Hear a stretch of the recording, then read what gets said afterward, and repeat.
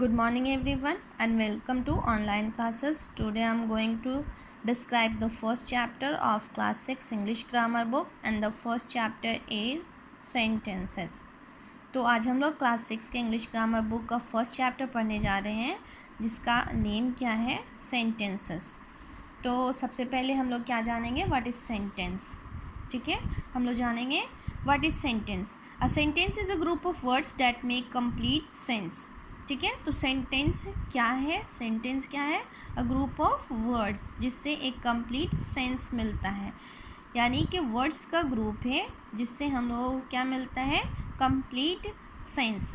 और ये जो है वो एंड अप हो सकता है किस पे, ये हमेशा जो है स्टार्ट होता है कैपिटल लेटर से और एंड होता है फुल स्टॉप पे, एक्सक्लामेशन मार्क पे या फिर क्वेश्चन मार्क पे.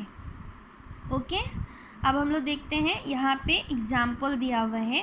That means we are happy to receive you as our guest.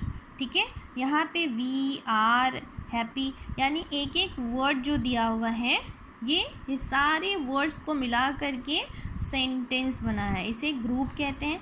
ये क्या बन गया, सेंटेंस, जिससे कंप्लीट सेंस मिलता है, जिससे आपको पता, यहाँ पे पढ़ने से आपको पता चल रहा है ना, जैसे यहाँ से इतना भी पढ़ेंगे वी आर हैप्पी तो ये भी समझ आता है एक कंप्लीट सेंस है कि हम लोग क्या हैं, खुश हैं. टू रिसीव यू, और क्या बता रहे हैं, किस वजह से खुश हैं, आपको रिसीव करके एज आर गेस्ट. कैसे, एज अ गेस्ट. अब क्या बता रहे हैं, पार्ट्स ऑफ सेंटेंस. हम लोग जानेंगे कि सेंटेंस के कितने पार्ट्स होते हैं. ठीक है, तो सेंटेंस के कितने पार्ट्स होते हैं, 2 पार्ट्स होते हैं. A sentence is made of 2 parts. The first is subject and the second is predicate. That means sentence का कितना पार्ट होता है, 2 पार्ट होता है, subject and predicate. And subject is a doer. अब हम लोग जानेंगे what is subject and predicate. Subject किसे कहते हैं, प्रेडिकेट किसे कहते हैं. That means in a sentence what we talk about is a subject. Okay, that means suppose in a sentence what we talk about is a sentence and the predicate is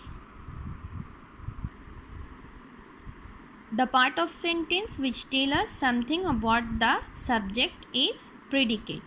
okay, तो predicate क्या है, सबसे पहले हम लोग क्या देखें, subject and predicate. Subject यहाँ पे ही इज़ अ सब्जेक्ट, ही क्या है, सब्जेक्ट. एंड प्रेडिकेट क्या है, प्लेड. यहाँ पे लिखे हैं he played. Played is a verb also. यहाँ पे प्लेड जो है वो वर्ब भी है but it is a predicate also. यहाँ पे प्रेडिकेट भी है. क्यों, सब्जेक्ट क्या है, जिसके बारे में बात किया जा रहा है, एंड प्रेडिकेट जिसके क्या बता रहे हैं, जो सेंटेंस में जिस सब्जेक्ट के बारे में बात करता है उसे हम लोग क्या कहते हैं, प्रेडिकेट. हम लोग नेक्स्ट एग्जाम्पल में आते हैं. I bought a book. That means I is a subject and bought a book is a predicate. यहाँ पे क्या है, bought a book is a predicate. पूरा जो है ये predicate आता है. सब्जेक्ट क्या है, जिसके बारे में बात की जा रही है, और इस सेंटेंस में predicate जो है वो किसके बारे में बात कर रहा है, सब्जेक्ट के बारे में. ठीक है, bought is a verb also, a is article and book is object.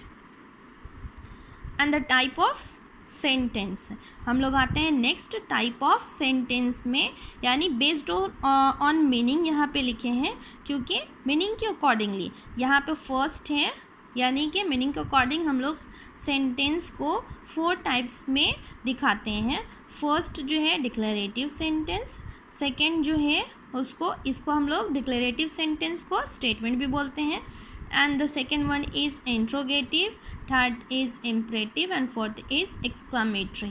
अब हम लोग आते हैं इसके टाइप्स को डिस्क्राइब करते हैं. ठीक है, तो आपके बुक में ऑलरेडी जो है सेंटेंस को बहुत अच्छे से डिस्क्राइब किया गया है, इसके टाइप्स को. तो हम लोग फर्स्ट आते हैं डिक्लेरेटिव सेंटेंस में. A declarative sentence states a fact और एन ओपिनियन. हम लोग क्या देखें कि डिक्लेरेटिव सेंटेंस जो है वो क्या हो सकता है, या तो फैक्ट हो सकता है या फिर ओपिनियन भी हो सकता है, ठीक है। It is also called a statement. अभी बताए थे ना कि डिक्लेरेटिव सेंटेंस को क्या कहते हैं, स्टेटमेंट भी कहते हैं, और ये हमेशा किस पे एंड होता है, फुल स्टॉप पे, ठीक है। जैसे यहाँ पे आपका कुछ एग्जाम्पल्स भी दिया हुआ है। The first one is Africa is a continent, it is a fact, ठीक है। And the second one is it would be wonderful to travel in Africa, और यहाँ पे क्या दिखाया है, ये हो क्या है, ओपिनियन। तो फैक्ट एंड ओपिनियन, तो यहाँ पे क्या दिखाया है, जो कि फैक्ट भी है, ओपिनियन भी है, ये एक स्टेटमेंट भी हो सकता है, और इसे हम लोग क्या कहते हैं, डिक्लेरेटिव सेंटेंस। अब हम लोग सेकेंड पे आते हैं। सेकेंड क्या है, इम्परेटिव सेंटेंस, ठीक है।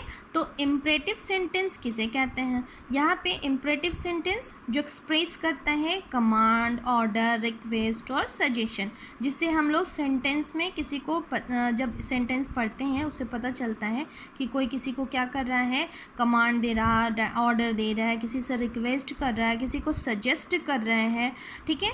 तो इसे ये कौन से सेंटेंस में आता है, इम्परेटिव सेंटेंस यहाँ पे दिया हुआ है, that means imperative sentence. And ये भी किस पे एंड होता है, फुल स्टॉप पे, ठीक है। बट हम लोग को सेंटेंस के अकॉर्डिंग जानना होता है कि ये क्या है, रिक्वेस्ट है, सजेशन है, या फिर ऑर्डर और कमांड है। यहाँ पे फर्स्ट एग्जाम्पल दिया हुआ है, finish your homework now, okay. तो डैट मीन्स ये क्या हो गया, आपका कमांड। यहाँ पे कोई किसी को ये नहीं कर रहा है, सजेस्ट नहीं कर रहा है, यहाँ पे बोल रहे हैं। जैसे घर में आपकी मदर भी आपको ऑर्डर करती होंगी, कमांड देती होंगी, अब वो बोलती होंगी बहुत सारे वर्क करने के लिए, तो कभी कभी आपको कमांड भी देती होंगी, जहाँ पे बोलती होंगी फिनिश योर होमवर्क नाउ, यानी पहले आप जब टीवी देख रहे होंगे या कुछ और वर्क करना चाहते होंगे तो क्या बोलती हैं कि पहले अपना होमवर्क कर लो, तो यहाँ पे उनका कमांड है। And the second example is please finish your homework before you go out, ठीक है। अब यहाँ पे देखें वर्ड है प्लीज़, तो जब भी किसी भी सेंटेंस में प्लीज़ या काइंडली रहेगा, डैट मीन्स वो क्या है, सेंटेंस क्या हो जाएगा, रिक्वेस्ट, ठीक है।